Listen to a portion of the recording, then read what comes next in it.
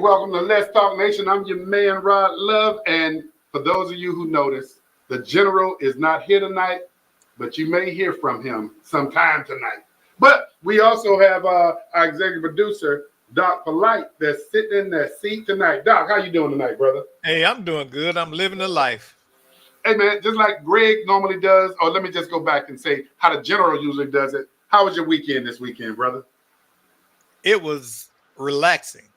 Relaxing? No, you didn't. Yeah. Sound like you didn't do anything, man.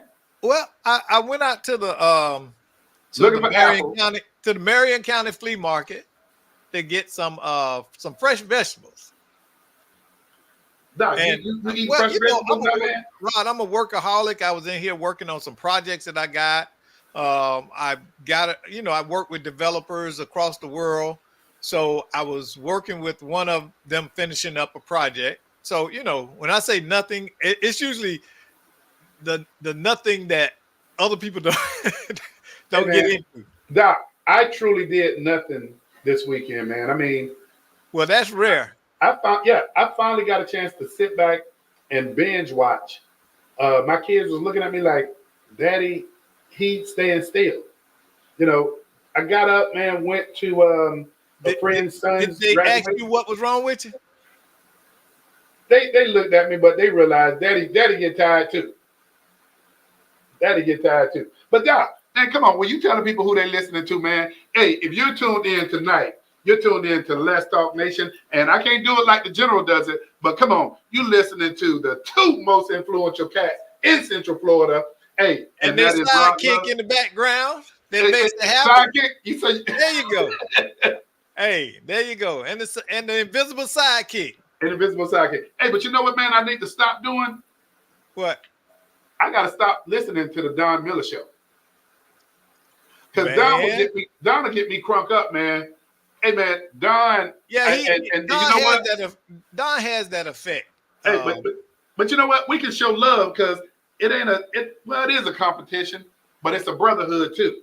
Yeah. And when I tell you, Don and Holly and D'Amica, and they got another cat, man, and I apologize, I don't remember his name, man, but man, they got a show.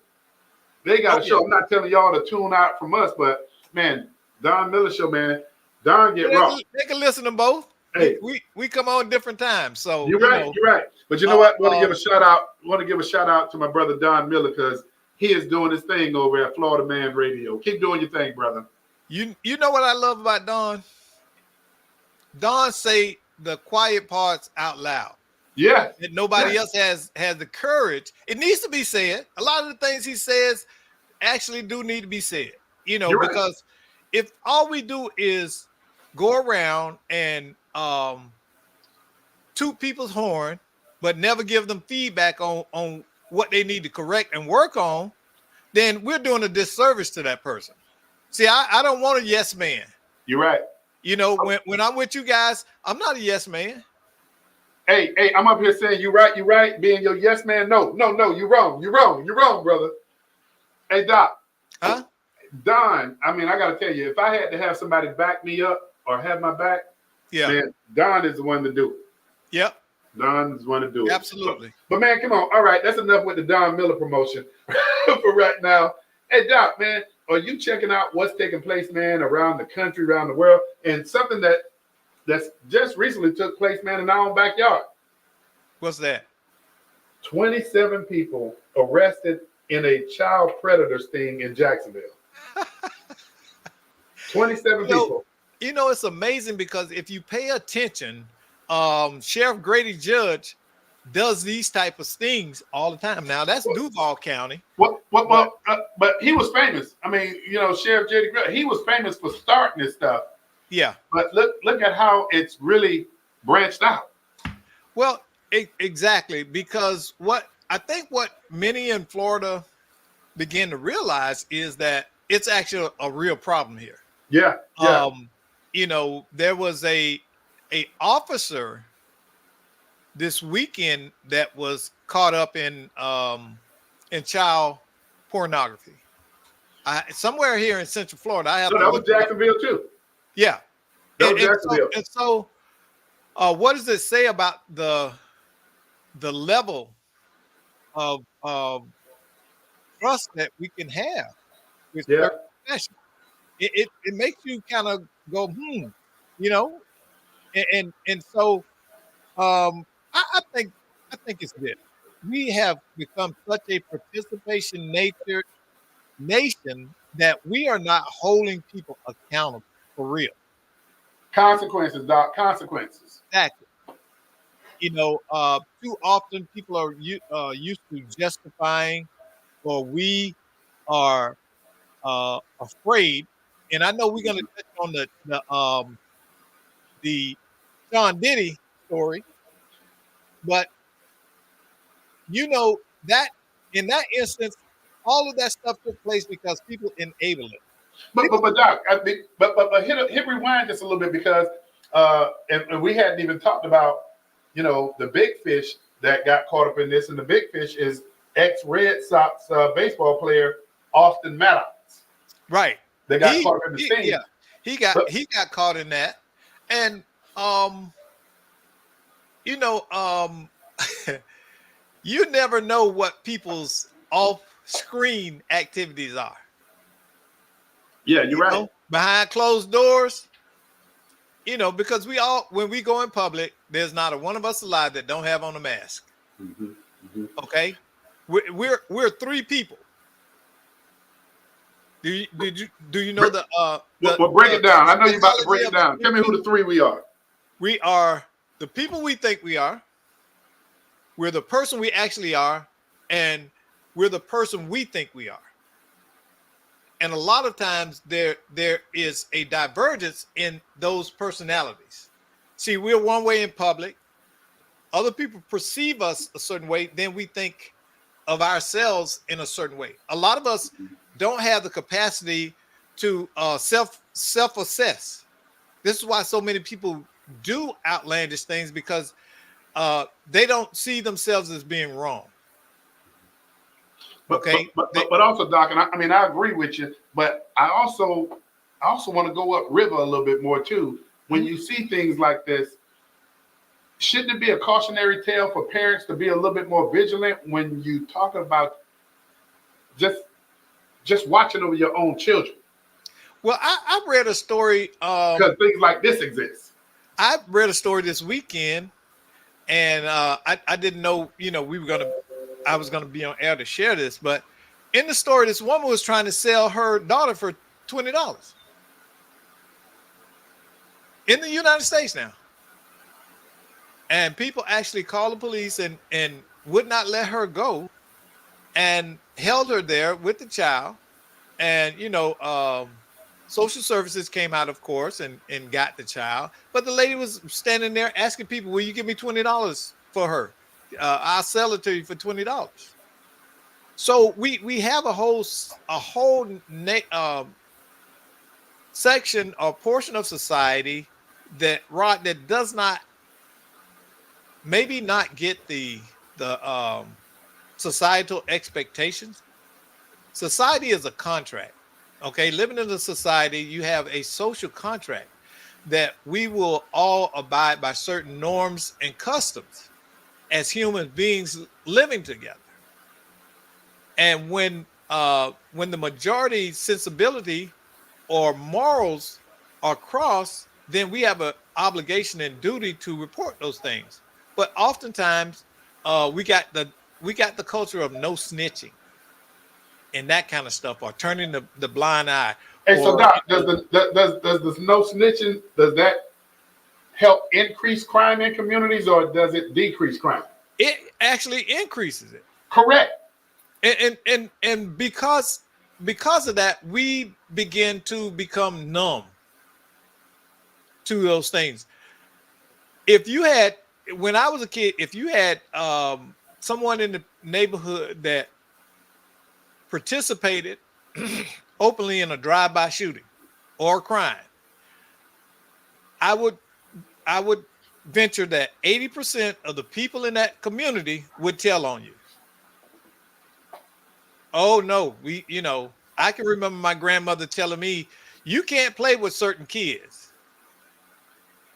Their family is not a good family. They're not good people. They don't come from good people." I don't want you playing with them.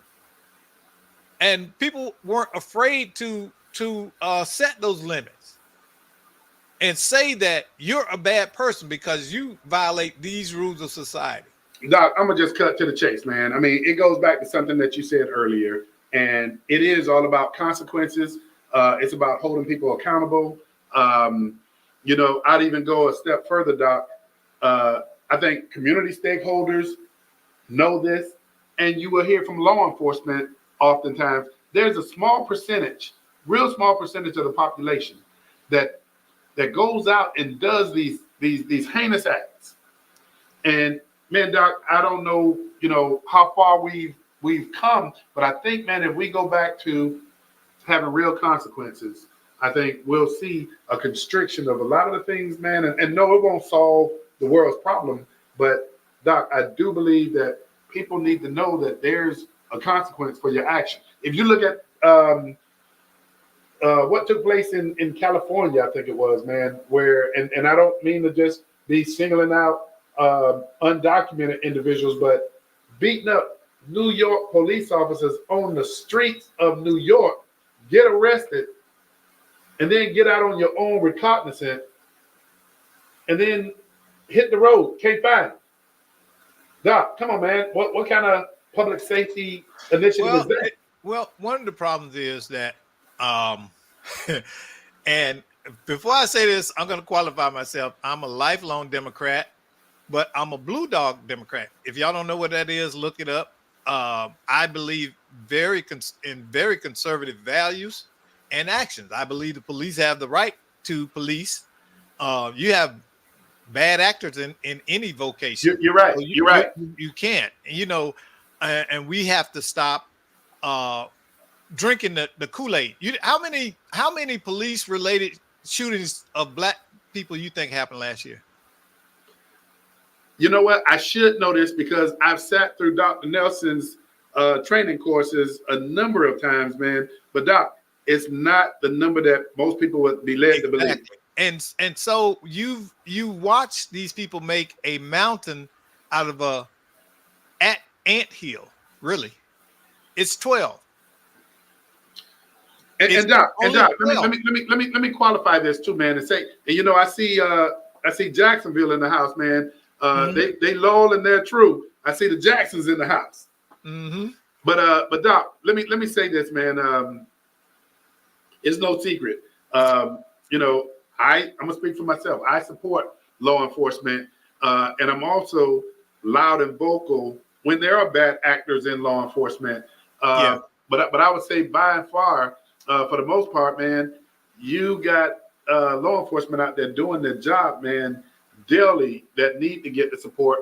And at the same time, I will go back and stand behind leaders like Sheriff Lima, Sheriff Mina, Sheriff Chitwood, our good friend, he's retired now, but Chief Roland. These guys, man, I'll stand behind them and their leadership, man, because when they see that they have a bad actor, they act. It's not one of those deals, man, where we got to wait a couple of years to see, which way this thing is going to go. And yeah, law enforcement is due their due process as well. One of the things I always have understood is you have to look for what's the motive. When you have people coming out speaking on behalf of certain groups and things like that, you have to look at the motive. Okay, there are people, and again, I'm gonna say this. This is not the view of Rod Love or Greg Jackson or anybody. This Dr. Polite talking. We have a culture of people in our culture, in the black culture, who have commoditized victimhood. Say that again, Doc. They have commoditized victimhood. When you break that down for me. When you look at Al Sharpton, Jesse Jackson, many of the black so-called leadership who pontificate that they are in fact our leaders. They're not my leaders. I don't need a leader. And you look at the Black Lives issue. Millions of dollars donated to the organization. These people take it and use it for a lavish lifestyle. Not one dime made Okay? it to the black community, by the way. Exactly. Look at the Florida elected leader that was convicted for using money that they collected for students' scholarships for their own use. And people literally don't want you to say anything about it in our community. You know, and so how do we detach ourselves from the reality? Because too many times these bad actors and this bad behavior is justified or dismissed in our community, or as well, you know, other races do it too.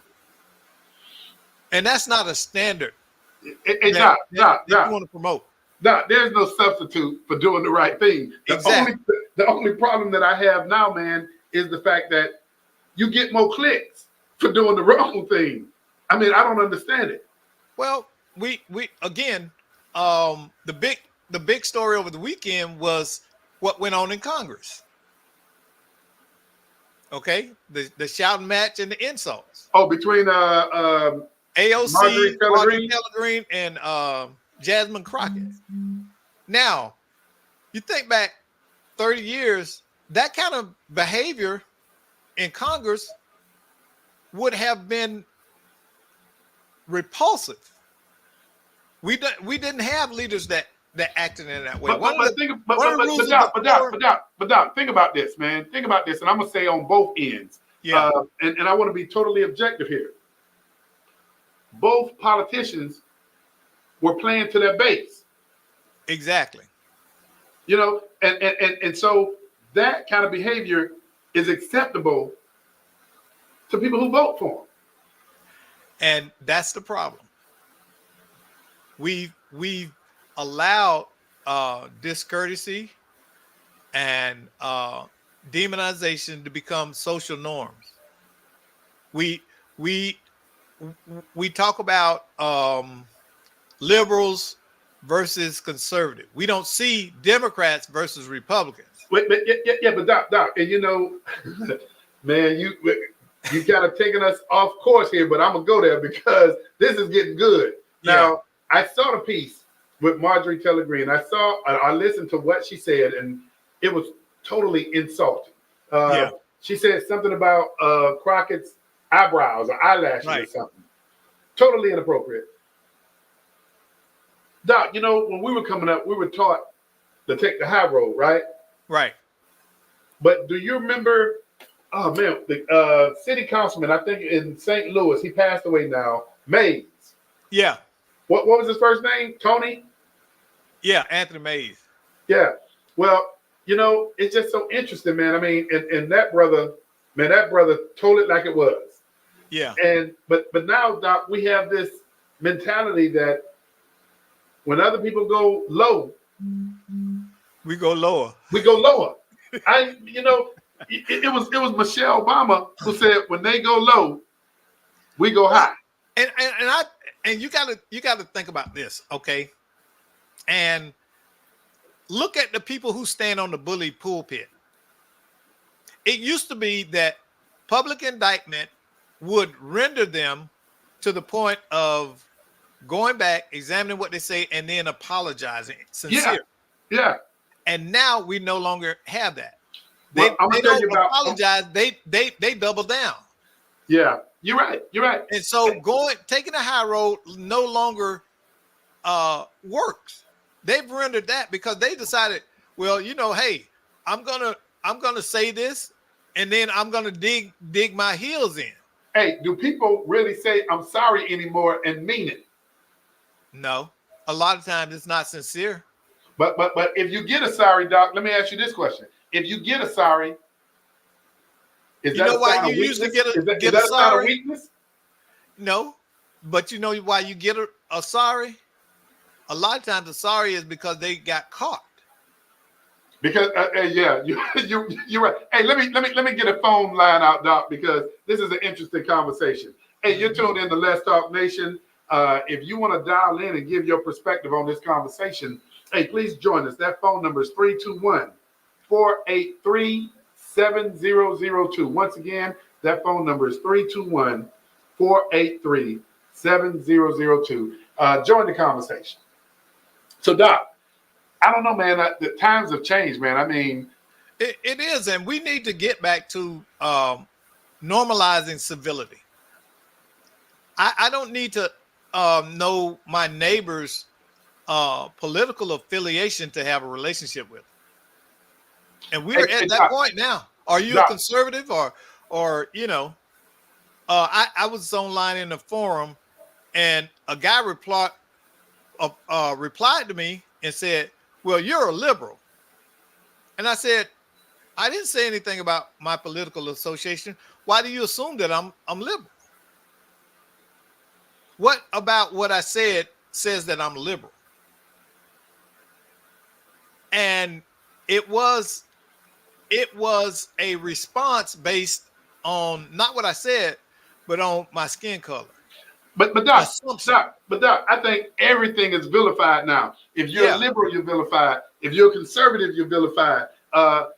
Progressive, and I don't know if it's more so that these titles that have been identified, because now when you look at progressives, you're hearing things about criminal justice reform. You're looking at initiatives that California and New York has ran to the finish line on when they talk about bail reform. And yeah, I do believe that people need to get a fair shot. I do believe that people deserve a second chance. But okay, and I agree with you when it's warranted. But let me ask you this. Now I'm going to use this analogy.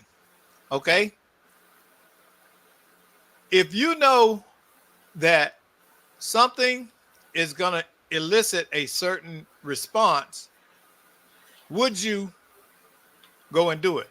And I've talked to family members. I ain't going to say which family members, but I said this to them. I said, you get in your car and you ride around smoking weed.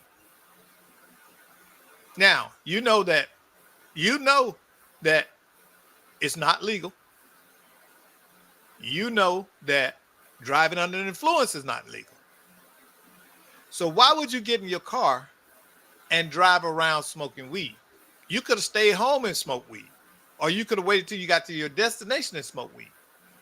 So when you get pulled over, what is your justification? What complaint could you possibly have when you are well aware of the consequences of smoking weed in your car? See, and we want to turn that into a racial thing in many aspects in our community, that, oh, the police just screwing with me, or they're picking on black people. When the fact of the matter is, you put yourself in that circumstance, and you're deflecting responsibility for your choice and your actions. But Doc, and I agree with you, but I think it goes further than that too. I mean, Doc, I don't, and I'm gonna speak for myself. I want my kids to come back home at night. When they have an engagement, if they have an engagement with law enforcement, I want them to come back home safe. My kids understand the yes, sir, no, sir, yes, ma'am, no, ma'am. My kids understand the expectation. You get pulled over, come on, man, let's not make a traffic stop. Let's not make a citation more than what it should be. We see people losing their life because that interaction, that engagement. One of the things that I could tell you, and I watch this a lot of times in police stops, people are reacting to triggers, what they consider disrespect or challenge to authority in many instances, whether it's black, white, or whatever.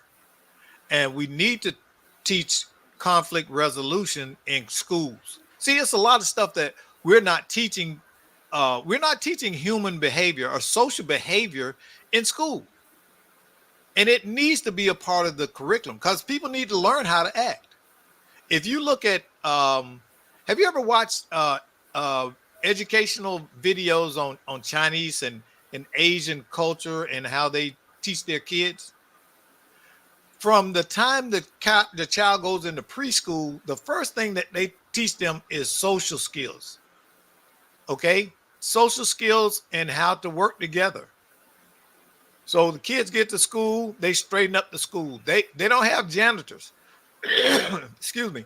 And the students take care of the school. They don't have janitors. Okay. So those kids learn social responsibility and a social connection and obligation to each other. Doc, I hear you. I hear you, and I'm not trying to skip over what you're saying, but I'm going back to one of my Dr. Nelson courses and classes, because basically, Doc, what we're talking about is public safety here, are we not? Right. Exactly. So we're talking about public safety, and Doc, let's just shoot from the hip, because I think we dance around it too much.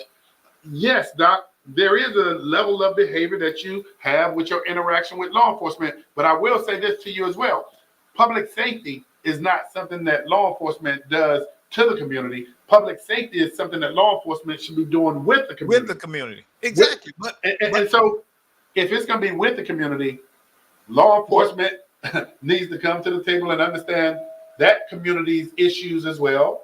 The community needs to understand that law enforcement, their duty, their job is public safety, and that interaction is critical, Doc. But let's be frank. But Rod, what do the politicians tell the law enforcement community? Be tough on what? Well, when you say politicians, don't mix them all in there. But yeah, the majority of politicians' posture is that law enforcement needs to be tough on criminals, and a lot of it is coded language. And the politicians are pushing those buttons for their own agenda, like to their base. And so when we have that, their language is not one of public safety or cooperation. They are demonizing and vilifying a certain portion, and it's understood. It's that old wink and nod. It's part of the Southern strategy. So I'm not saying that law enforcement in a blanketed process adheres to that, but a lot of it has become culturally ingrained in the mindset of many in law enforcement. But Doc, here's what I say to that.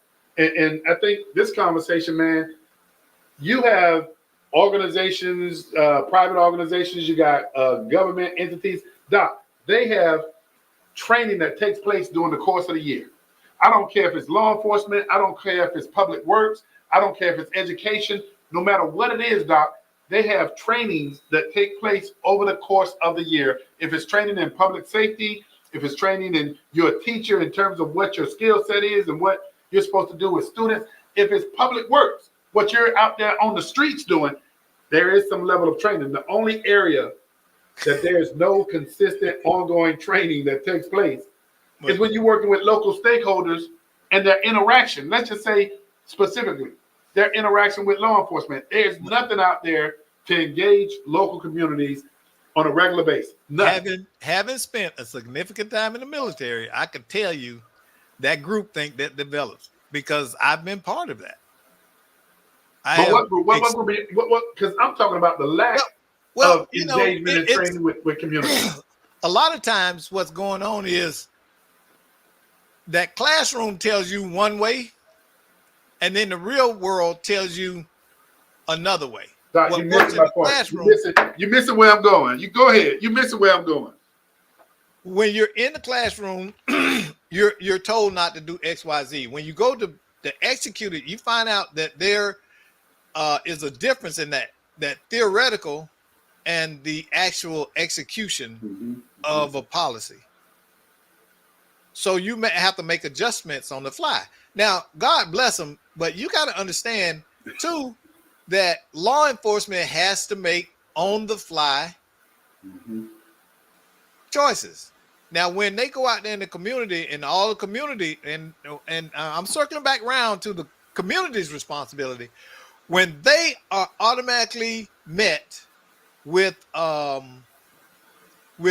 disrespect and potential violent situations, and then law enforcement on the street trying to do their job, engaged in the situation, and then you have folk that are seniors that are elders in the community that's standing there yelling and inciting the crowd when law enforcement is trying to do their job, making the situation far more dangerous than it should be. You know, and just go ahead with your point, because I'm trying to find something for us to show. Well, you know, again, Doc, I say this, and I mean, I don't know if anything is going to ever change, but government invests money in a whole bunch of things. But one of the things I think it needs to invest money into is regular and ongoing engagement with community stakeholders. When you see community stakeholders that go through the shoot and don't shoot simulation that law enforcement is faced with on a regular basis, you have more community stakeholders that actually shoot civilians in these shoot and don't shoot simulations, and then they become they understand to some degree of what law enforcement is out there faced with. Right. And we have to understand that they're reacting to the environment in which they find themselves. It's scary. It is scary. Have you ever been robbed at gunpoint, Rod? No, and I pray that I never am, but go ahead. I'm going to tell you something. I've never shared this with you. You know, we talk a lot, but I have experienced being robbed at gunpoint 8 times. 8? I ain't gonna tell you how I used to live. But you said 8? 8. Hey, a cat only got 9 lives, man. And in 7 of those circumstances, I wasn't able to do anything other than allow myself to be robbed. And it's a moment. It's a moment. This is why now in this season of my life, it's certain places I just won't go. Why put yourself at risk? Yeah, because I understand that sitting in a restaurant in a certain place, the likelihood of something going down is real. I'm not going to pretend. I'm not going to sit there and say, oh, you know, I want to be in the hood around my people and take in the ambiance. No. Because my experience tells me that these places are often targeted or opportunity for certain actions to take place. A fight, a shooting, a robbery.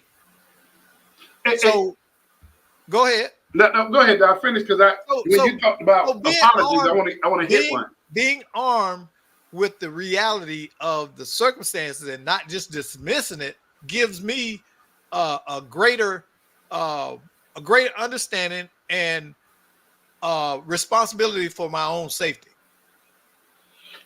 Well, Doc, I got 2 law enforcement plugs, and this is a law enforcement engagement piece. But do you know who won the PGA tournament this Sunday? Yeah, I forgot the name. But I did see the news story. Yeah, Scotty Scheffler. Do you know what happened to him before he even played in that tournament? Yes, I saw it. I saw the videos and story about it. You know, him going around law enforcement telling him to stop, and he you didn't see any body cam though. No, I didn't. You want to know why you didn't? Why? Because there is none. Oh, there is none. And you know, if you believe all the talking heads, today, this morning, tomorrow, it's anticipated that the charges will be dropped. But let's tell the story about Scotty Scheffler. Scotty Scheffler is one of the up and rising PGA talents. He was on his way to the PGA tournament, and apparently law enforcement may not have known who he was. He was trying to gain entry into the tournament. I guess he drove around to gain access, and I hadn't seen the police report or anything, but they stopped him. He got arrested. He spent the night, I believe, in jail because there are reports that he actually warmed up in his jail cell in preparation to be released to go play in the tournament.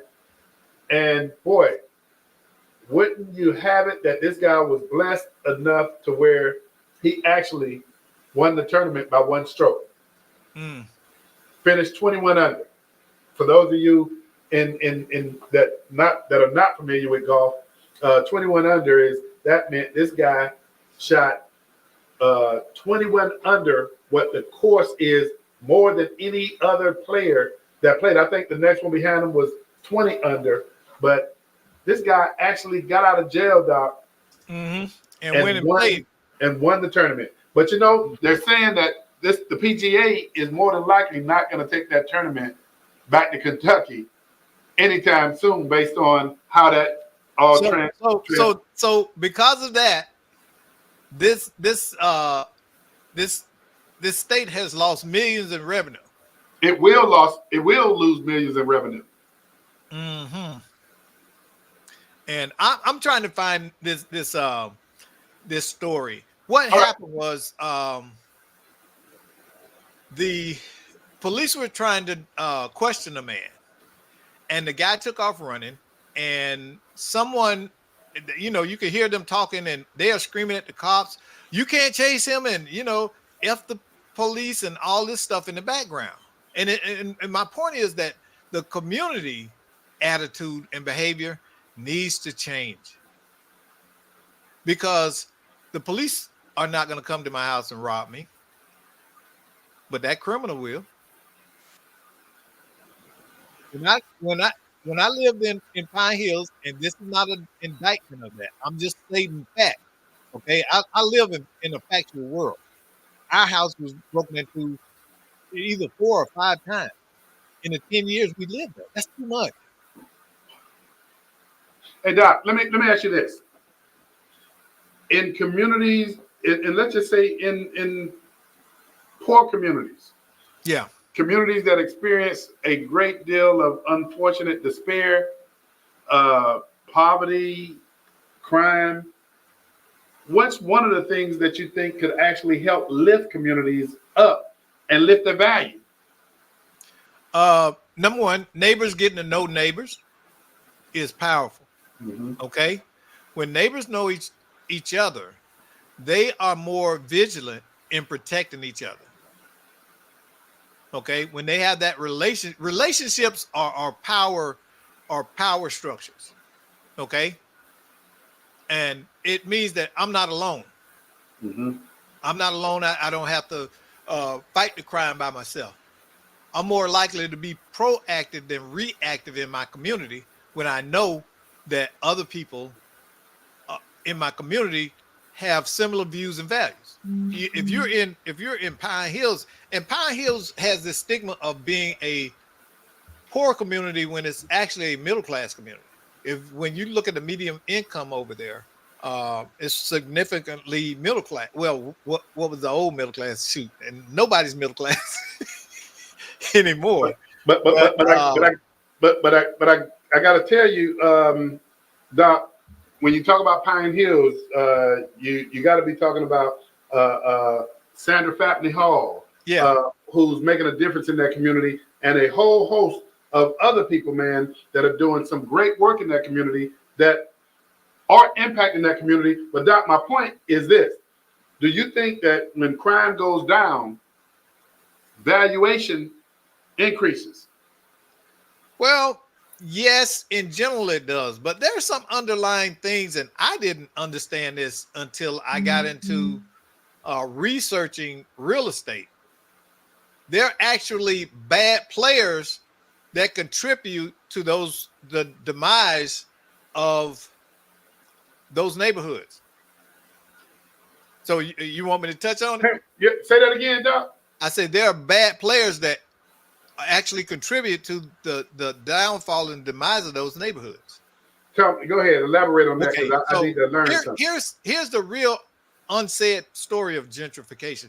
Oftentimes what happens is a developer or real estate entity will come into a community like that, and they will buy large properties like a shopping mall that's aged and things like that, infrastructure type of things, and they sit on them.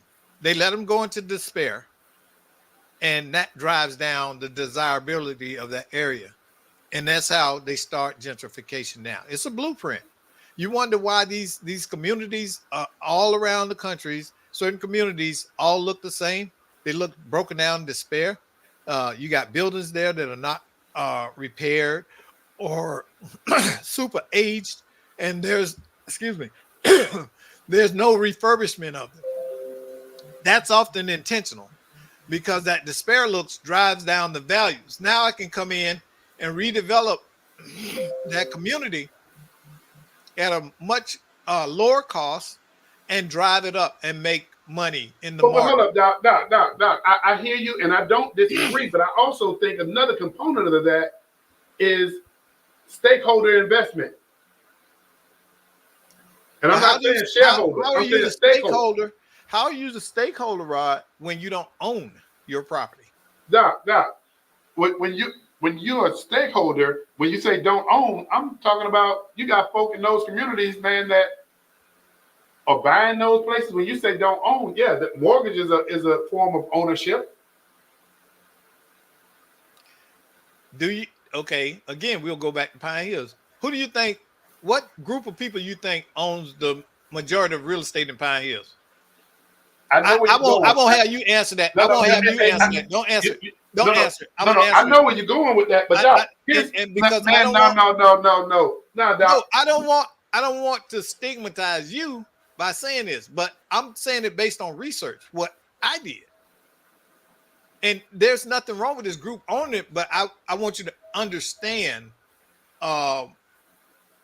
what goes into how areas are treated. Hey Doc, we got a couple of callers trying to get through that line, man, and they're sending me messages. There's a problem with that. It should be there we go.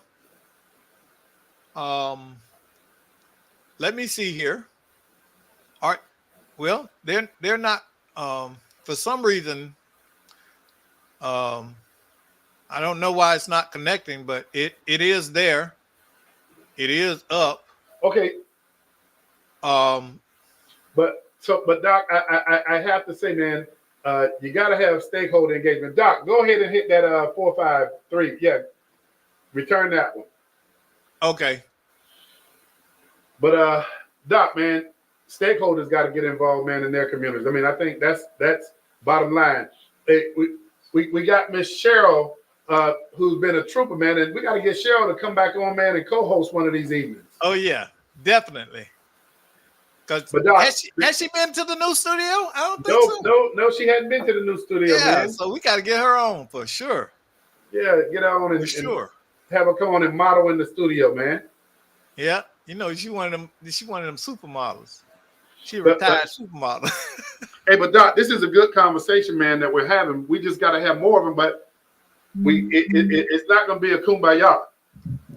No, it's not. And the thing about it is, and it's not to indict anybody. This is a necessary conversation because I'm sure that we're giving some insight into things that people had never thought about in terms of gentrification of things that happen in our community and we're showing them that in fact with the stats on police shootings, okay, that's a subject that's often used to vilify and manipulate the public against law enforcement because Doc, here's what I would tell you, and you're familiar with this, but I would recommend that every community, and I'm gonna just say in particular in the state of Florida, I'm gonna just keep it to Florida right now, communities that are impoverished, if you would, that have all of these different issues. They got the majority of the referrals for law enforcement service calls, referrals for delinquency, child welfare, engagement with seniors. For those communities, Doc, I would recommend that they call 21st century research and evaluations to get an action plan, a community action plan. That community action plan is comprised of those stakeholders coming together, having an exchange, and it being facilitated by Dr. Nelson But then you have that same engagement that takes place with law enforcement. And then Dr. Nelson brings both parties together, and that is the formation of that community action plan. And at the end of the day, you can say all you want to say. All of these things that we're spending money on, if we're not spending any money on regular and ongoing engagement with the communities that government is putting all this money in and not realizing where the outcomes are coming from. Doc, there's a difference in inputs and outputs. And those input and outputs, subsequently, they should get us those outcomes. But if we don't see that, we need to be sitting back saying we need to reassess how our money's being spent. Hey, Doc, I don't know if you dialed that number back, but I think it's really important for me to let the residents of City of Orlando, District 5, know tomorrow's your day. Stand up and go vote. Tomorrow is the election day for District 5. I'm not going to go through all the candidates, but tomorrow is your day to take responsibility for your own community. And that's by electing your representative that you're familiar with, that their values are similar to yours. And please don't make your choice. This is an appeal for me. Don't make your choice based on who you like. Emotion. Make your choice on who you know will be effective representation for you. That's very important. A person that can come in and help get capital investment into the community, okay? A person that's going to see and understand the opportunities that they need to champion to make it better on you as a citizen in that community. You got to think about that, not because they went to a certain high school or a certain college or this and that. That has nothing to do with performance-based outcomes. It just does not. Look at the record of the individuals in the race. There are two I know that are highly qualified, and I'm not going to say their names, but they're highly qualified. Why? Because their resume and their work in the community reflects that. Doc, and let's continue to elaborate on this a little bit. The population of District 5 is somewhere in the neighborhood of about 50,000 people. Right. You got approximately 21,000 registered voters. Right. So the question is going to be, what the turnout's going to be. In the last race, only 4,000 voters. We'll say 4,000. We're giving you a couple of hundred. You're right. Yeah. But by definition, that was a low voters in that community came out and voted. And Commissioner Hill won with, I think, 1,300 votes, somewhere in that neighborhood. Without a runoff. So that shows you right there. And remember, people, if you're allowing 5% of the voters to decide for you what level of representation you get, then that's on you. Yeah. You know what, Doc, we got to get Cheryl co-hosting from the chat box.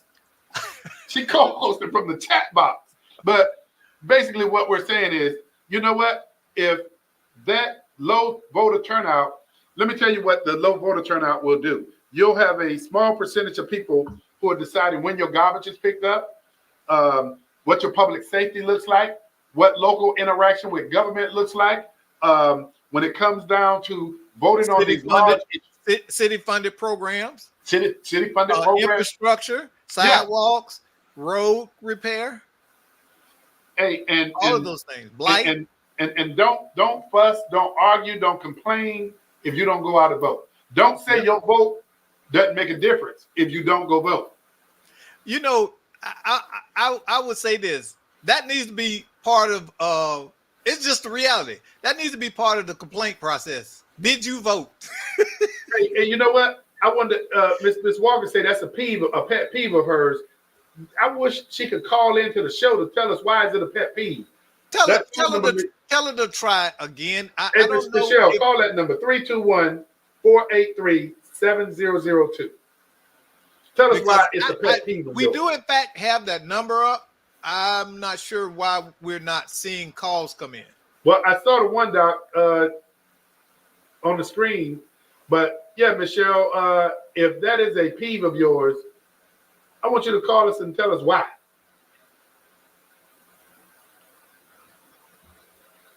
But Doc, man, we really gotta, man, we gotta do better, man. That old saying about if you know better, you do better. Yeah, We gotta do better, man. that's true. We can't say they. Man, I We saw can't say something. they.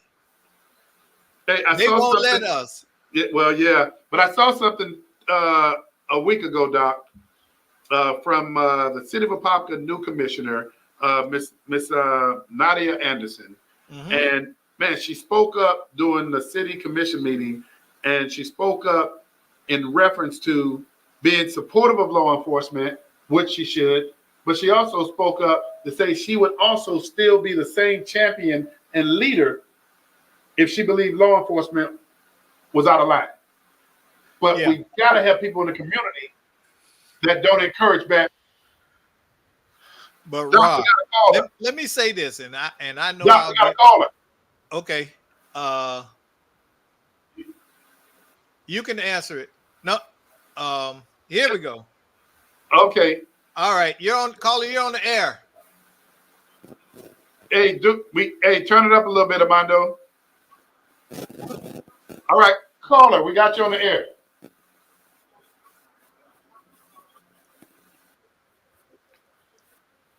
Hey, Miss Cheryl, how are you doing? Man, we are doing great. Hey, great to hear from you. We got a host chair waiting for you now.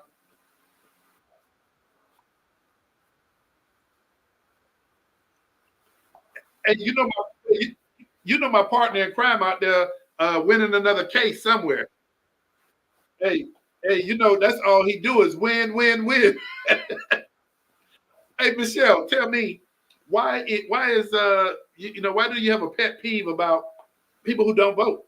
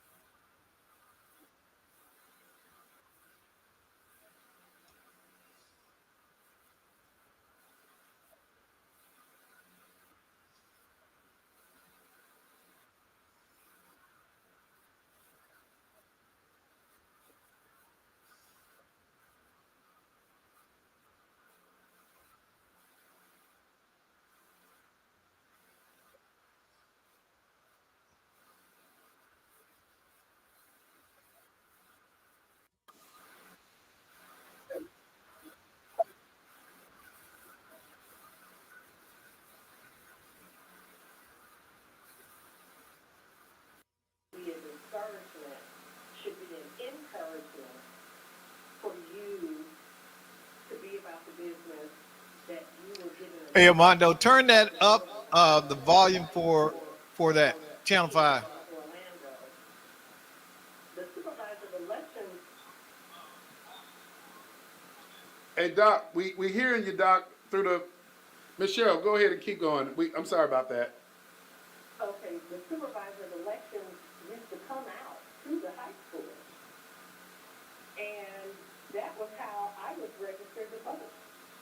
Now, my family, my parents were active participants in the voting Wait, process. wait, wait, wait. Hold up, Michelle. You said the supervisor election when you was growing up came out to your high school. Oh, absolutely they did. They did. They had two roles. They came out and they polled to see who was 18 already, and you were given a card and you were registered to vote, and they polled the young men to see if you were eligible to be in collective service. Absolutely, they sure did.